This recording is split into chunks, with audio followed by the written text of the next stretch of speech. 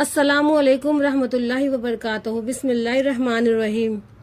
کیا آپ نے کبھی سوچا ہے کہ ایک بچہ سونے کے پلنگ پر پیدا ہوتا ہے اور دوسرا سڑک کنارے؟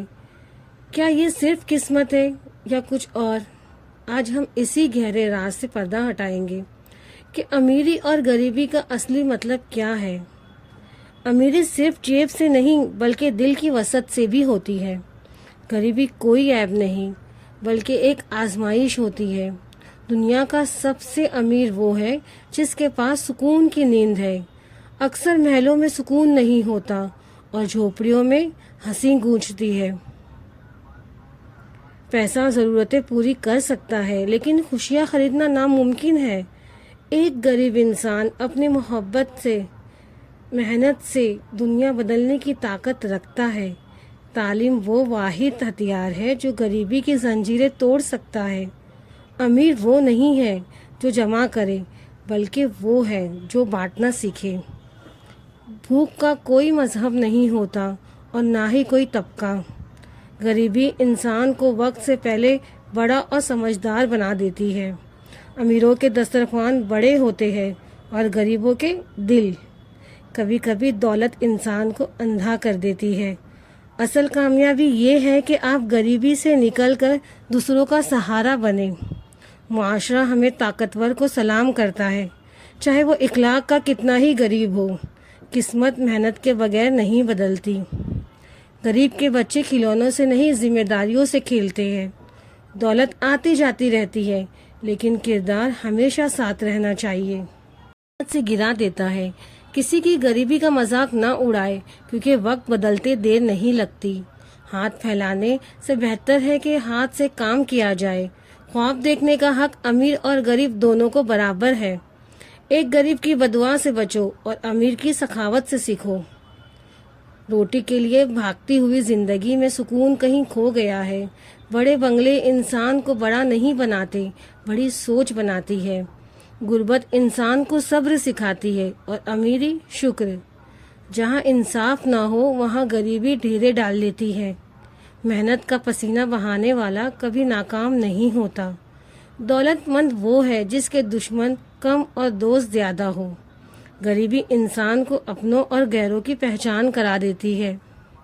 سکون کا تعلق بینک بیلنس سے نہیں، ضمیر کے صاف ہونے سے ہے۔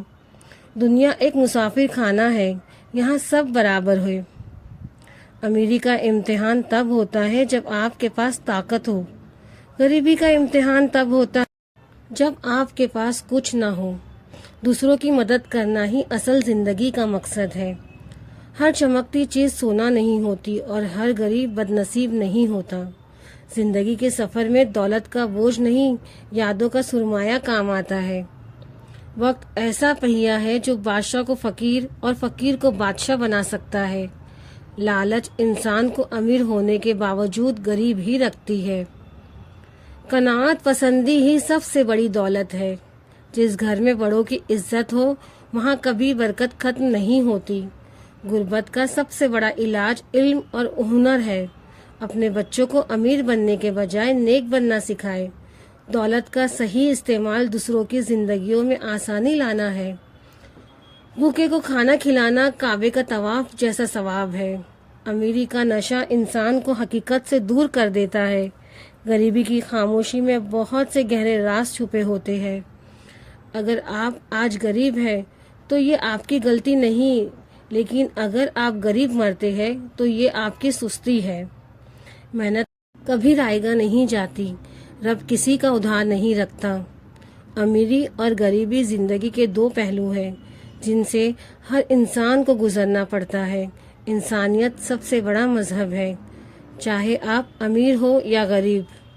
امیری کا اصل امتحان تو تب ہوتا ہے جب آپ کے پاس دوسروں کو دینے کی طاقت ہو۔ غریبی انسان کو سخت جان بنا دیتی ہے جبکہ عیاشی اسے کمزور کر دیتی ہے۔ دسترخوان کی وسعت نہیں بلکہ کھانے والوں کی نیت برکت لاتی ہے۔ وہ امیر ترین ہے جس کے پاس صحت، ایمان اور اپنوں کی محبت ہے۔ غریب کے پسینے کی خوشبو امیر کے مہنگے ترین پرفیوم سے بہتر ہے۔ محلوں کی دیواریں اکثر اونچی ہوتی ہے تاکہ باہر کی تکلیف نظر نہ آ سکے۔ وقت وہ منصب ہے جو ایک پل میں تخت بدل دیتا ہے اور تاج گرا دیتا ہے۔